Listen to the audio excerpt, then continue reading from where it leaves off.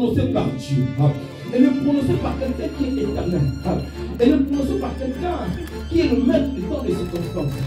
Mais seulement cette promesse est prononcée pour quelqu'un qui est limité dans l'espace. Et là, je parle de toi, je parle de moi. C'est difficile de comprendre quand quelqu'un qui est éternel parle. Parce que celui qui est éternel, lorsqu'il parle, il voit après 10 ans, il voit après 5 ans, il voit après 2 mois, il voit après 3 jours, il voit tout. Mais lorsqu'il te parle, quand tu vois que là où tu es, même les 5 minutes précédentes qui vont arriver, tu ne sais pas si tu vas faire une.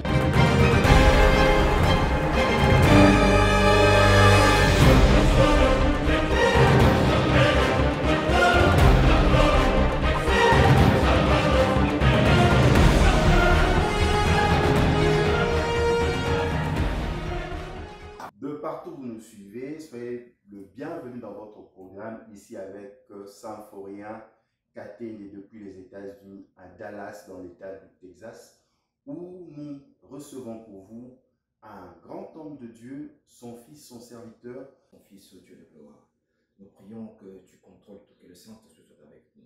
Et au notre Père, nous croyons aussi que notre passage à cette émission sera au Dieu de gloire pour ton fils, un déclencheur de bénédiction. C'est pourquoi nous prions que tu nous assistes. Seigneur, sois béni, sois exalté. Au nom de Jésus-Christ, nous avons ainsi prié. Amen. Amen. L'apôtre Godé Longangu, que je m'en vais saluer.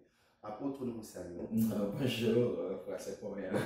Apôtre, nous sommes heureux d'être dans votre présence ici à Dallas.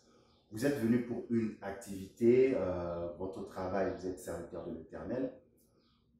Et de votre passage à Dallas, nous allons retenir votre attention par rapport à l'apport de l'homme de Dieu congolais dans l'avancement de sa communauté, de son pays, de son ministère. Et notre première question à l'apôtre Godé Longangu, comment allez-vous? Ouais, je vais très bien, je vais très bien, je vais très bien. Donc, vous le voyez là, vous le remarquez, tout va bien, merci. Quel est l'objet de votre visite ici à Dallas parmi nous? Bon, je suis venu à Dallas, c'était pour, je dirais, organiser une école de ministère. Donc, j'ai un ami à moi qui est ici, le pasteur Cyril Pessa, avec qui on a évolué en Afrique de l'Ouest, au Nigeria, au Bénin, au Togo. Donc voilà, on avait organisé une école de ministère, on se pour, comment dirais-je, former le responsable de son église, on va dire ainsi, et aussi pour tenir quelques programmes de prédication à l'église. Merci de nous recevoir ici. Nous allons parler de l'homme de Dieu. Premièrement, la première question, qu'est-ce que nous pouvons comprendre par être serviteur de Dieu, homme de Dieu? Est-ce que c'est une profession? C'est un ministère? Comment on le place, on le définit dans une société comme congolaise, française, américaine? Ah, ça c'est une question vraiment pertinente. C'est une très belle question. Et quand on dit cette appellation-là, homme de Dieu, ça englobe beaucoup de choses en fait. C'est d'abord un appel qu'on reçoit du Seigneur en fait. Donc ce qui fait que l'on devient ministre de l'Éternel en fait, par rapport au Saint-Ministre qui existe. Et c'est aussi une profession. C'est que beaucoup ignorent en fait. Être serviteur de Dieu, c'est une profession. Et je vous donnerai mon exemple. Moi, j'ai évolué au Nigeria, où j'ai fait l'école de la mission et l'école de la théologie. Donc, le ministère où j'ai évolué, j'ai été ordonné comme étant pasteur à temps plein, comme étant missionnaire. Donc, j'ai été envoyé en mission au Bénin en 2000, où j'avais un salaire, où j'avais des comptes à rendre, où je travaillais comme serviteur de l'Éternel dans l'œuvre de Dieu. C'était ma profession et c'était aussi pour, je dirais, répondre à mon appel que je reçu de la part du Seigneur. Est-ce que beaucoup de gens se posent la question, surtout, c'est vrai, nous sommes dans la diaspora, mais ceux qui sont en Afrique, en RDC, se posent la question, quel est le rôle ou quelle est l'implication, l'impact des serviteurs de Dieu, des servants de Dieu dans la société? Est-ce qu'ils ont vraiment cette implication? Est-ce qu'ils ont des droits et des devoirs? Oui, franchement, je dirais déjà l'implication de l'homme de Dieu ou de la femme de Dieu dans une société, je dirais, c'est énorme. C'est quelque chose qui doit être, qui est réel en fait. Et vous savez, l'homme de Dieu ou la femme de Dieu est appelé pour veiller, pour avertir, pour diriger, pour alerter, pour initier. Donc, vous comprendrez que les serviteurs de l'Éternel ont vraiment un apport dans le développement d'une société. Et pour nous, les Congolais, c'est pareil. Donc, nous avons, je dirais que, hommes de Dieu, nous sommes importants. Je dirais même, nous sommes indispensables. C'est vrai que nous avons un souci dans la société congolaise. Moi, par la grâce de Dieu, j'ai fait plusieurs pays, donc même des pays en voie de développement, même des pays développés. J'ai essayé un peu de comparer certaines cultures et puis je dirais certains systèmes de fonctionnement. J'ai vu que le Congolais a un souci en fait. Nous, hommes de Dieu et femmes de Dieu congolais, nous sommes inconscients.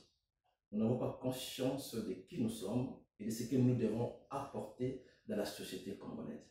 C'est pourquoi nous sommes, je dirais, souvent contestés par la population. C'est vrai qu'au Congo, les gens pensent que l'Église, entre guillemets, du réveil, l'Église réveillée, l'Église évangélique, a commencé au Congo. Avant que l'Église de réveil n'arrive au Congo, elle a existé aux États-Unis, elle a existé en Angleterre, dans plusieurs autres pays. C'est comme aussi l'Église catholique, avant la colonisation, l'Église catholique a existé en Occident.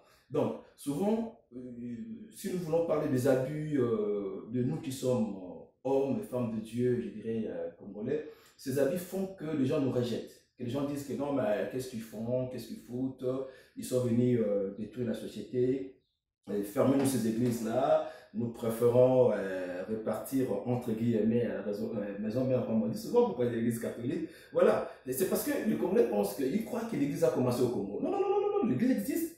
Même si on l'a fermée au Congo, l'église existera aux États-Unis, elle existera en France, en Angleterre, ainsi de suite. Donc c'est un peu ça. Donc pour être court, ça dit que nous devons prendre conscience pour comprendre quel devait être notre positionnement dans la société congolaise. C'est là où nous comprendrons quel devait être notre apport ou quel doit être notre apport et nous saurons comment parler à la population congolaise et comment l'influencer afin que la volonté du Seigneur pour le Congo s'accomplisse. Apôtre Godé Lungango, nous sommes bilingues, nous parlons français en lingala. Oui. Nous n'allons pas tourner autour de peau. Oui. Congo, visibilité, image, il y a Monseigneur Nzambe Bélimakasio, puis avec les Arabes. Oui. Dans les réseaux sociaux, tout le monde a la sexté, tout le monde a la dépravation de mœurs. Monseigneur Nzambe a commis politicien. Monseigneur Nzambe a commis donneur de leçons. Monseigneur Nzambe a limité pour la titre et belé. Yomo lobby et comme ça est fragilisé même église. Même manière il appelle. Lobby aux qui na position boué chanteur au comme pasteur. Lobby aux qui boué baïbato tel titre lobby comme pasteur. Cette manière de faire, selon vous, ils ont fait avancer cause il y a homme de Dieu dans la société par rapport à l'État, ou soit biso ba congolais, quand je dis biso ba congolais, ba congolais biso siko na l'écran, dans les réseaux sociaux, pour changer modèle, basel en Nzamba à Congo va changer modèle, il y a aux basel en Nzamba, donc ils veulent être nenge ba patron bazalaka, ba musicien bazalaka, nenge ba influenceur bazalaka, parce que le lot ba pasteur non c'est comme un influenceur. Et là, on peut expliquer, biso poto comprendre. Avantage nayo, vous êtes formateur, vous êtes homme de Dieu, et puis vous avez fait plusieurs pays et vous avez plusieurs manières de voir les choses. Mais on peut expliquer biso apôtre Godé Lungango. C'est vrai que sans se voiler la face, nous remarquons clairement que l'erreur les a aidés en fait. Nous, serviteurs et servantes de l'Éternel, je dirais au Congo, nous avons un défaut d'éthique. Nous avons une éthique en fait. Éthique paysanne à 4 Ah, bien sûr que oui. Bien sûr que oui. Mais éthique n'est Saint-Esprit ou éthique est dans de la société? Non, le problème c'est quoi? Le problème c'est que les gens confondent. Les gens, le Seigneur appelle, il te donne un appel. Ça, c'est le rôle du Saint-Esprit. Mais il faut savoir que tu auras à gérer deux individus. C'est là où nous parlons un peu de la tête en fait. Il faut que le cerveau travaille quand même. Il faut se faire former. C'est la raison pour laquelle, moi personnellement, donc j'organise ces écoles-là, c'est pour former. C'est pour faire comprendre aux gens que nous avons besoin d'une formation. Il faut qu'on dise aux gens comment se tenir, comment parler, même comment s'habiller. Tout ça, c'est très important. Un homme de Dieu doit toujours être un modèle. Vous savez, le peuple congolais, c'est vrai que nous avons une culture un peu spéciale. Le Congolais, il est atypique en fait. Mais nous, hommes de Dieu, nous devons toujours rester dans la parole. Nous ne dirons pas que nous, hommes de Dieu et femmes de Dieu, bien sûr, du Congo, nous sommes moins puissants s'il faut parler de charisme que les hommes de Dieu du Nigeria, où moi j'ai beaucoup évolué. Non. Nous ne dirons pas que nous sommes moins importants que les hommes de Dieu, je ne sais moi, de l'Angleterre. Non, pas du tout. Le problème, c'est quoi? Ça dit que ceux-là, ils comprennent quand même qu'il y a une éthique qu'il faut appliquer. Il y a un comportement qu'il faut appliquer. Je ne parle pas des erreurs d'une personne parce que tout humain a ses erreurs, même la Bible nous le dit. Il n'y a aucun homme sur terre qui ne pêche point. Mais quand il s'agit de choses qui touchent la société, quand il s'agit de choses qui sont visibles, qui peuvent faire que tout le monde nous remarque, nous devons avoir un certain comportement. Et nous, hommes et femmes de Dieu congolais, nous faillissons à ce point-là. Il faudrait vraiment que le Seigneur nous aide et que nous puissions prendre conscience de ce manquement-là. Donc, c'est un peu ça. Moi, je pense qu'au Congo, nous avons des hommes de Dieu charismatiques, hein, des hommes de Dieu charismatiques, mais seulement la société nous a déformés. Bon, je parle de nous, hein, pour ne pas me mettre en l'écart, voilà, nous a déformés. Au lieu que nous influençons la société, c'est par contre la société qui nous influence. Comment ça, vous êtes l'Église, comment la société peut influencer un pasteur, un prophète, un apôtre? Mais ça, c'est une aberration. Nous devons normalement la refuter. Nous devons refuser cela. Nous ne devons pas nous laisser être entraînés par la société. C'est nous à influencer la société. C'est nous, hommes et femmes de Dieu, à donner les hommes de Dieu vont vers les politiciens et vous disent que j'étais chez les politiciens, ils nous ont donné de l'argent pour ceci, cela. Les hommes de Dieu veulent la richesse. Ils sont tout le temps à côté des mécènes, des gens de renom. Les hommes de Dieu veulent montrer leur opulence. Les hommes de Dieu veulent présenter, parce que personne ne veut être pauvre. Tout le monde veut montrer qu'il va bien, qu'il est riche, qu'il est puissant. Au lieu de rester dans la parole de Dieu, maintenant nous sommes autour de la parole de Dieu. C'est qui est l'externe. Comment expliquer cela? Bon, et tout ce point que vous avez énuméré, l'homme de Dieu peut aussi être un politicien, hein, nous voyons dans la parole de Dieu. Mais influencer.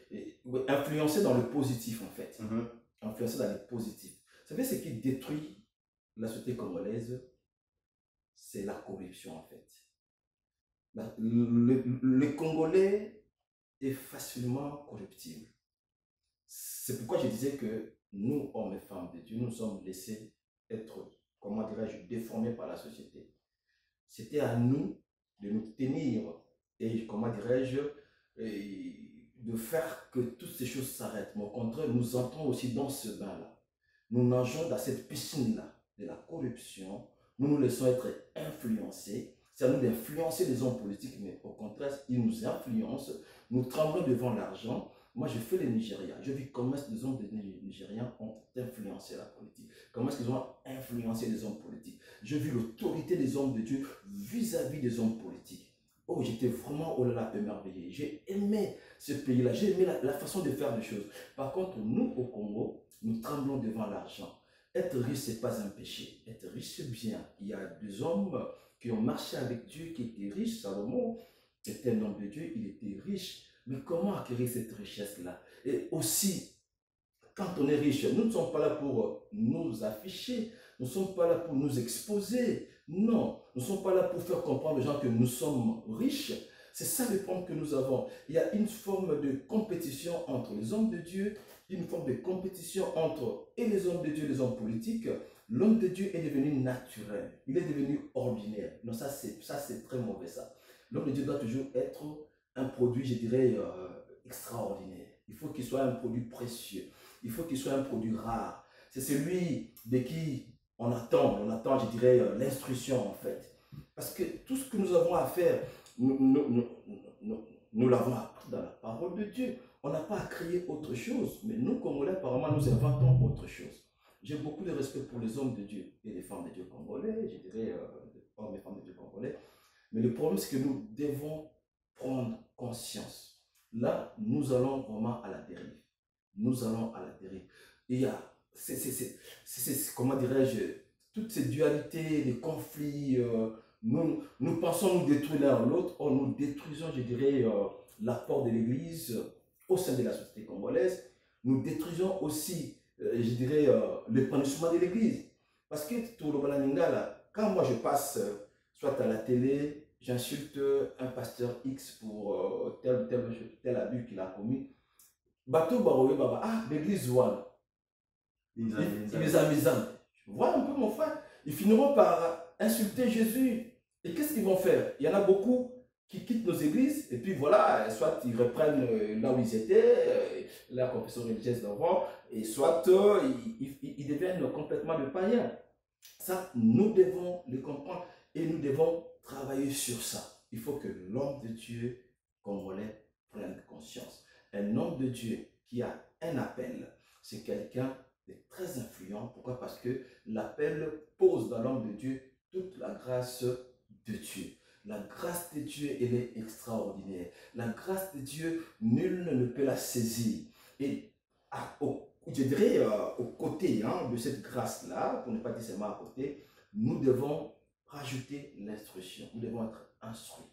Nous devons être éduqués comme personne. Je me souviens en 2001, je conduisais, à l'époque j'étais encore basé au Bénin, et je travaillais avec comment dirais-je, un ministère nigérien de Community Church. Je suis allé organiser une école de ministère à Brazzaville. Et les gens me disaient, j'ai trouvé un homme de Dieu, un docteur à l'époque, il disait, mais non, un de nos frères a chanté Namokili, ils sont ses alités pendant tout ça, machin. J'ai dit, frère, vous n'avez pas compris. Vous n'avez pas compris. Vous n'avez pas du tout compris cette chanson. Je ne sais pas si le fois, lorsqu'il a chanté, il avait la pensée que ce monsieur-là avait. Mais je dis que non, vous n'avez pas compris. On ne voit pas, même Dieu, pour le comprendre, on l'étudie quand même. Nous recevons la révélation de Dieu. Mais cette révélation, nous l'étudions pour soit la confirmer, soit la prouver, soit la rejeter. Et à part ça, nous sommes appelés à conduire des hommes. Nous conduisons. Dans nos églises, il n'y a pas seulement des illettrés, nous avons des intellectuels. Le peuple congolais doit apprendre, je dirais, j'allais dire, l'homme de Dieu congolais doit apprendre à être pasteur, de cadre, de ministre, de PDG, de pauvres, des illettrés, des intellectuels. C'est pourquoi il doit savoir comment se tenir. Ça, je pense, c'est même la raison de l'organisation de l'école de ministère que j'ai toujours portée avec nous. De partout où nous suivez, nous recevons pour vous l'apôtre Godel Onambu depuis Dallas, dans l'État du Texas, aux États-Unis d'Amérique. Nous sommes en train de parler de l'impact du serviteur de Dieu dans la société. Et nous faisons référence à la société congolaise et pourquoi pas partout dans le monde. Homme de Dieu, nous arrivons maintenant au message. Ouais. Vous avez dit il faut partager la grâce de Dieu. Ouais. Mais le message dans l'Église, ça devient du spectaculaire, prophétie. Ils ont sorti ceci dans le corps de celui-ci. J'ai vu telle personne dans telle chambre. Règlement de compte sur les chairs. Les hommes de Dieu devant la chair, au lieu de présenter Christ, présentent leur manière de voir les choses. Vous, en tant qu'enseignant, devant la chair, sur la chair, qu'est-ce que l'on prêche? Qu'est-ce que l'on prêche? Je retournerai un peu à l'époque du révérend Verneau. Ouais. C'était la sanctification, le pardon. On voulait influencer à changer le comportement de l'homme vis-à-vis de la relation qu'il a avec Dieu. Mais aujourd'hui, je n'ai même pas à faire de détails. Sur les réseaux sociaux, nous le voyons. Même l'accoutrement de l'homme de Dieu. Et nous voyons certains hommes de Dieu, la plupart du temps, des gens derrière les oreilles, les gens s'agenouillent devant lui. Non, parce qu'il est père spirituel, il faut s'agenouiller. On le parle presque assis, pour ne pas vouloir faire la polémique ou citer quelqu'un. Vous voyez sur les réseaux sociaux. Ouais. Où allons-nous, vous qui êtes enseignants? Bon, moi, dans vos déclarations et dans votre question, il y a des choses, je dirais, qui ont droit d'être. Il y en a d'autres, par contre, qui font que nous soyons très mal vus. S'il faut déjà parler de la considération de l'homme de Dieu, ça c'est biblique. On dit que celui qui apporte l'évangile a droit à une double honneur en fait. Donc, double honneur, j'allais dire. Il a droit à un double honneur. Et le respect que nous voyons, c'est normal. Mais ce que je déplore, c'est quoi? C'est l'extravagance en fait. Comment? C'est-à-dire qu'au Congo, nous ne savons pas rester dans le limite fixé. Nous allons au-delà. Je bénis le Seigneur pourquoi? Parce que le fait de venir vivre en France, ça m'a aussi appris beaucoup de choses. Il y a peut-être des erreurs que j'ai commises quand j'étais serviteur, quand je servais en Afrique, que je puis comprendre qu'une personne a une liberté en fait. Et que l'évangile que nous prêchons, c'est l'évangile de liberté. La Bible dit là où il y a l'Esprit de Dieu, il y a la liberté. Même Dieu, lorsqu'il parlait à Moïse, il lui montre deux chemins. Il dit voici le bien et le mal. Il dit de choisir. Dieu donne à la personne voilà, l'opportunité de choisir, mais il donne un conseil.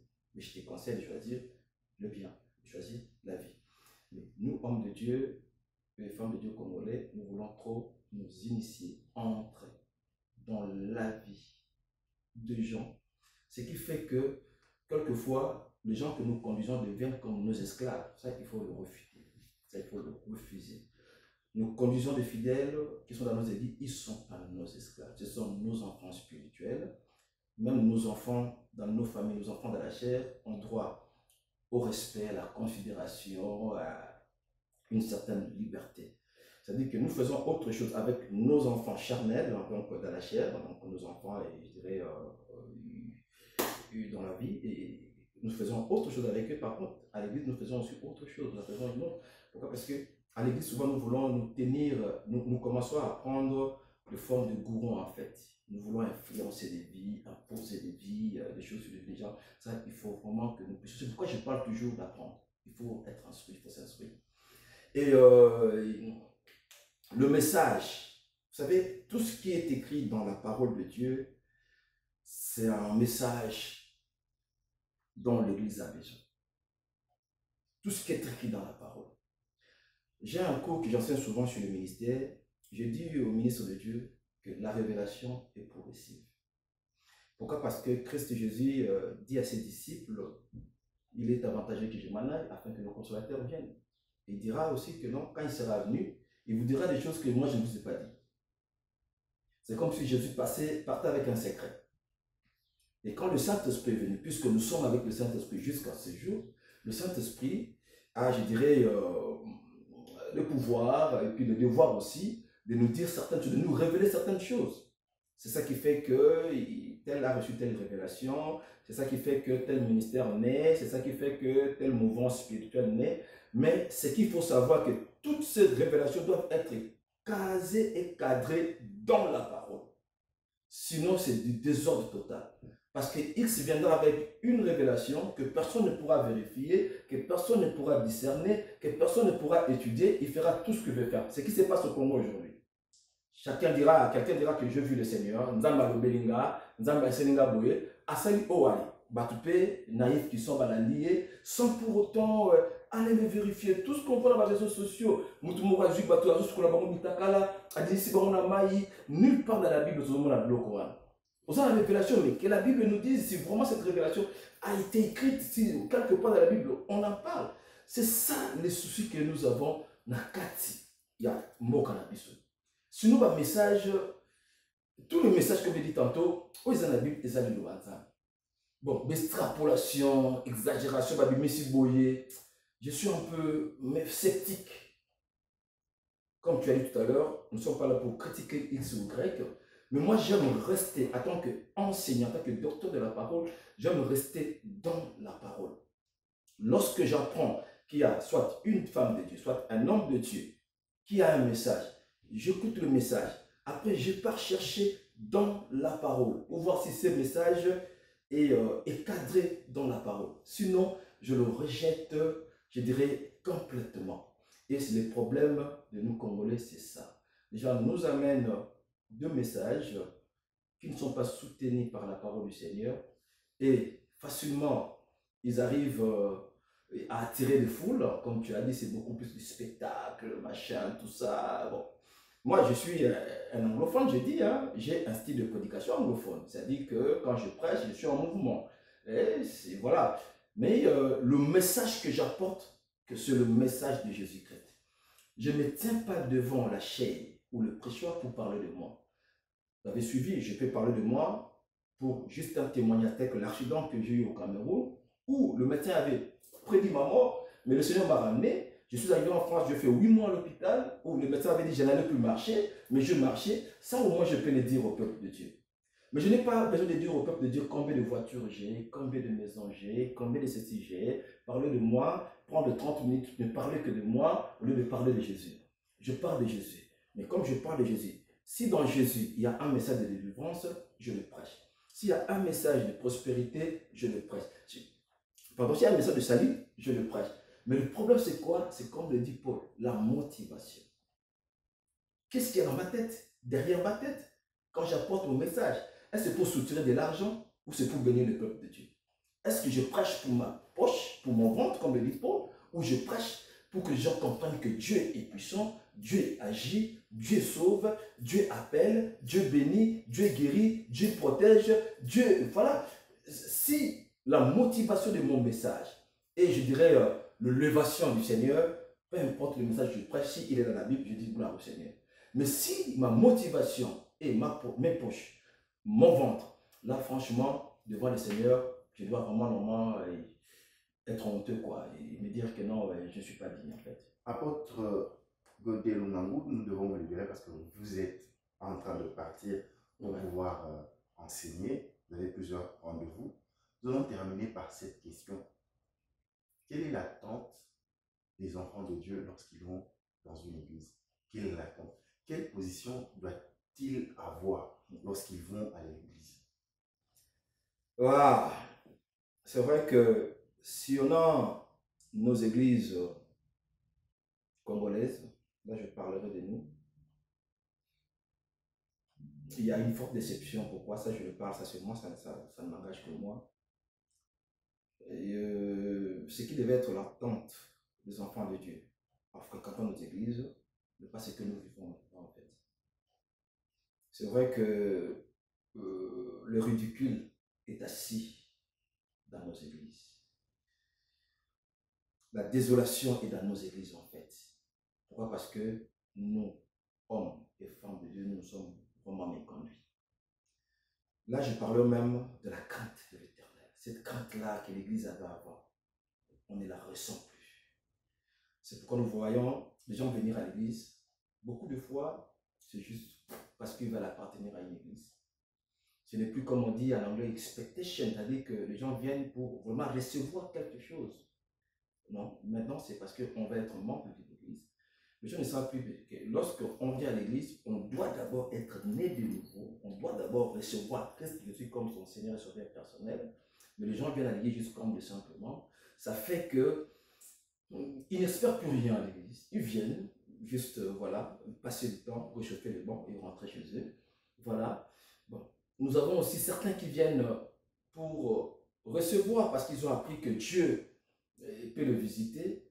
Mais souvent, lorsqu'ils arrivent, ils sont dessus. Moi, j'encadre des hommes de Dieu. Ça, ce sont souvent des témoignages que je reçois partout où je voyage. Voilà. Ce problème, c'est pas seulement un problème congolais. Hein. Moi, je dirais beaucoup que c'est un problème francophone, en fait. Et aussi, à ma grande déception, depuis un certain moment, le monde anglophone aussi a commencé à chuter un peu. Parce que beaucoup de vidéos aussi que nous voyons, des images que nous voyons sur les réseaux sociaux, ce ne sont pas des églises francophones. C'est soit au Ghana, soit au Nigeria aussi. Voilà, oui. Voilà. Donc, on a commencé un peu comment dirais-je, à rendre les choses de Dieu, comme on dit, grande tête en anglais en fait. C'est comme ça n'était rien en fait. Et ça fait que dans nos églises, il n'y a plus de sérieux. Les gens viennent parce que soit le pasteur lui a dit de venir, les gens viennent parce qu'ils aiment la manière dont le pasteur s'habille, les gens viennent parce qu'ils aiment l'ambiance au sein de l'église, mais il y a peu de gens aujourd'hui qui viennent dans nos églises pour vraiment recevoir de la part de Dieu, pour marcher avec Dieu et pour aller au paradis. Il y en a peu, il y en a peu. Et aussi, comme vous avez dit tout à l'heure, je n'ai pas oublié cette question-là, tellement que le message qu'on avait, nous quand nous sommes convertis dans les années 90 au Congo, quand on a commencé à écouter la parole, c'était beaucoup plus ce message de la repentance. Vous avez cité les cas du pasteur Verneau, Père à son âme. Ce message qu'il avait, c'est le message que le Congolais avait. Hein. Le Congolais avait ce message-là, les années 90, 80, 90, ce qui a fait même que beaucoup de pasteurs congolais de l'époque ont arrêté leurs études parce que c'était quand tu reçois le Seigneur, c'est la sainteté, la sanctification. Quand on pratiquait les arts martiaux, on arrêtait, on allait vivre à la permanence. Là, on parlait de permanence, on allait vivre à l'église. On arrêtait les études, il faut être saint, il ne faut pas être distrait, il faut suivre les seigneurs. Bon, c'est vrai qu'on avait mal compris, tu as mal compris aussi. C'est pas parce qu'on a reçu le président cet été qu'il faut laisser les études, tout ça. Nous avons des pasteurs aujourd'hui qui sont médecins, qui sont, je dirais, cadres. C'est une très bonne chose, voilà. Mais ce message-là, quand même, il fallait qu'on le garde, il fallait qu'on le conserve. Mais nous l'avons complètement perdu.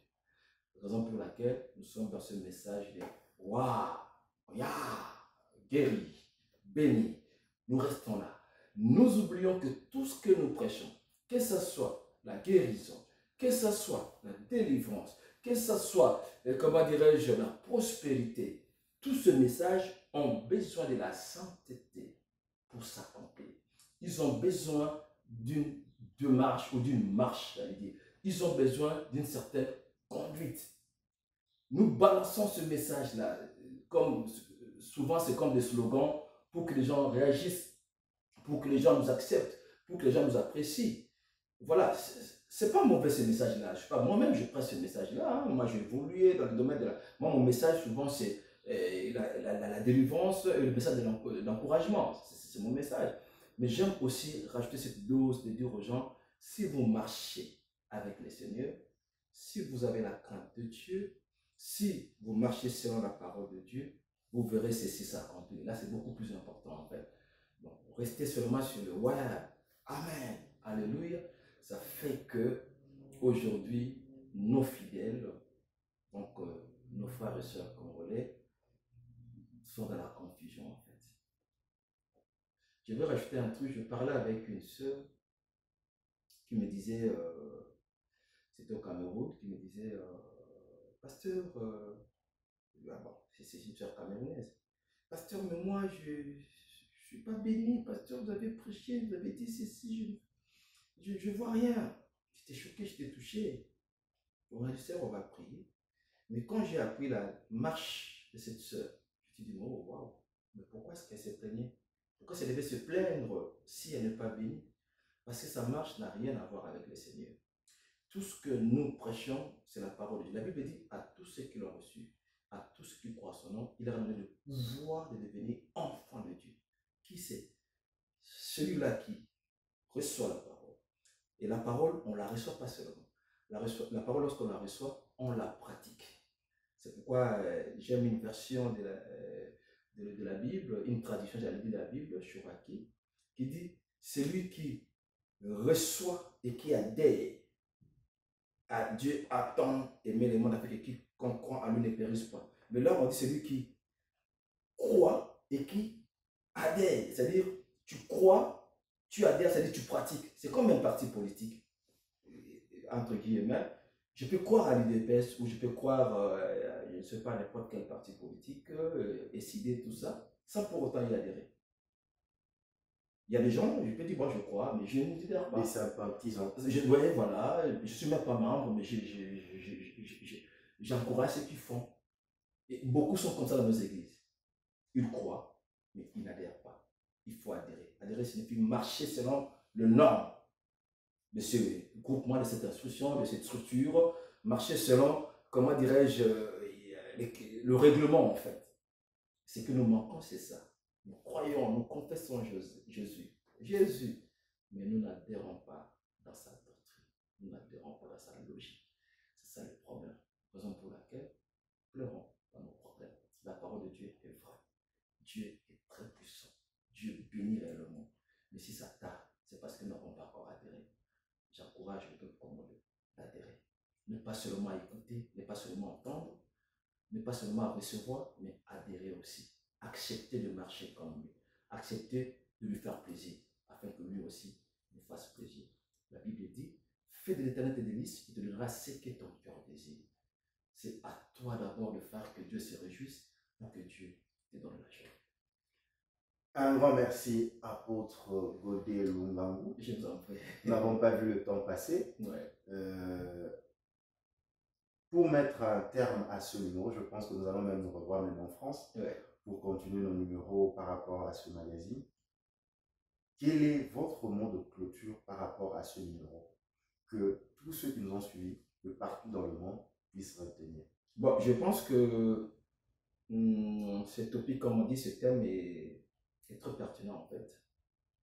Je pense qu'on devait vraiment, moi je vous encouragerais d'inviter beaucoup d'hommes de Dieu, femmes de Dieu bien sûr, pour aussi écouter, entendre un peu leur point de vue. C'est très important, nous en avons vraiment besoin. Nous, hommes de Dieu, hommes et femmes de Dieu, nous devons prendre conscience, reprendre conscience, reprendre conscience. Nous devons revenir sur la voie, nous devons revenir sur, je dirais, c'est comme la Bible dit, à notre premier, sur le point de notre premier amour avec Dieu. Donc, j'ai beaucoup apprécié ce thème, donc voilà, le sujet de notre mission. Et c'est vrai que je ne dirai pas tout, je suis limité, je ne peux que dire ce que je pressens, ce que je conçois, peut-être aussi ce que le Seigneur me dit. Mais je sais qu'il y a des gens qui pourraient aussi parler mieux que moi, donc c'est mieux de le trouver aussi et de les écouter, voilà. Et je bénis ce travail que vous faites. Donc, je prie que le Seigneur continue à vous, comment dirais-je, vous guider, qu'il vous fasse prospérer à tous égards. Déjà, je félicite votre courage aux États-Unis, faire votre travail comme vous l'avez fait au Congo. En tout cas, bravo, bravo, bravo. Continuez et le Seigneur sera avec vous. Nous avons besoin de vous. Nous voulons que comment dirais-je, la société congolaise nous écoute. Nous voulons faire entendre notre voix et nous ne pourrons passer que par vous. Et aidons-nous, je dirais, pardon, vous aidez-nous pour que nous aussi nous puissions nous aider à tenir des émissions pas où nous nous insultons en fait. C'est de la bassesse en fait. Ça ne nous honore pas. Au contraire, ça nous détruit. Mais par contre, des émissions où chacun amène ses idées, chacun amène sa révélation, nous le mettons ensemble pour que nous puissions prospérer. Prenons un peu le cas du système politique, hein, pour faire une parenthèse. J'aime la France, comme les États-Unis aussi, comme tout autre pays développé. Vous savez, les gens peuvent facilement se mettre ensemble en politique pour défendre un projet. Donc, ils peuvent quitter de l'opposition à un regroupement si ça marche pour l'intérêt de la population ou du pays. Et nous, par contre, c'est difficile. Ce qui a fait que même nous, c'est pourquoi je disais tout à l'heure que non, nous, hommes de Dieu et femmes de Dieu, nous sommes influencés par la société. Et nous aussi, nous retrouvons dans ça. Des disputes, on discute pour rien, des sujets où on pouvait se mettre d'accord, mais il faut vraiment qu'on dise, qu'on fasse voir que moi, je peux parler mieux que lui, moi, je suis plus que lui. Le Seigneur n'a pas besoin de tout ça. Et le peuple congolais non plus n'a pas besoin de tout ça. Voilà. Un grand merci, apôtre Godé Lungangu. Je ne sais pas si mes réponses étaient à votre attente, je ne sais pas que j'ai beaucoup parlé, comme tout enseignant. Ça, c'est vrai. De partout où vous nous avez suivis, nous avons reçu pour vous un homme de Dieu. Il vient de la France, l'apôtre Godé Lungangu. Nous avons parlé de ce point important qui est l'impact ou l'apport du serviteur de Dieu dans la société. Et nous avons fait une analyse descriptive de la société congolaise. L'apôtre l'a si bien dit, il n'a pas tout dit et il a donné selon sa vision. D'autres peuvent mieux le dire en des très bons termes, mais nous le savons, l'apôtre l'a aussi très bien dit. Merci de nous suivre et de rester branchés à nos programmes. Que Dieu vous bénisse. Merci, apôtre. Je vous en prie.